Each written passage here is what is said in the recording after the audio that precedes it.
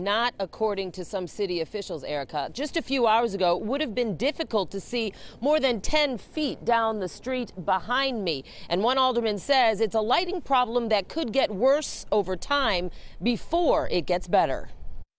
As dusk fell on this section of Bowmanville, the streets were set to go dark again. It was really dark, darker than normal. And I looked around and realized that the lights were out. Residents like Lori Morlock say 8 blocks in this area, from Levitt to Oakley, Foster to Berwyn, had been street lightless for the better part of the last few weeks. Alderman Pat O'Connor says city crews came out on December 10th to fix the lights, blaming reoccurring outages on old infrastructure. Most of the lights and the wiring is underground, and in many instances they get wet, they short out.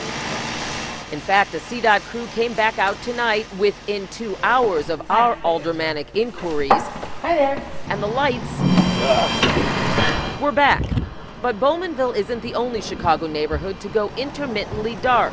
It was lights out in this pocket of Mount Greenwood Sunday. Alderman Matt O'Shea believes old frayed underground wiring could also be part of the problem there. It's always a little bit scarier when it's dark. Obviously, no, we don't want anybody's lights out, says O'Connor, who points out all of the city's lights are slowly being replaced, as are some streets and underground wiring, which include these Bowmanville blocks. You try and manage the frustration with the idea that we're going to be out there renewing all these lights. So how much money do you spend fixing an old light when you're ultimately putting a new light in there in a few months?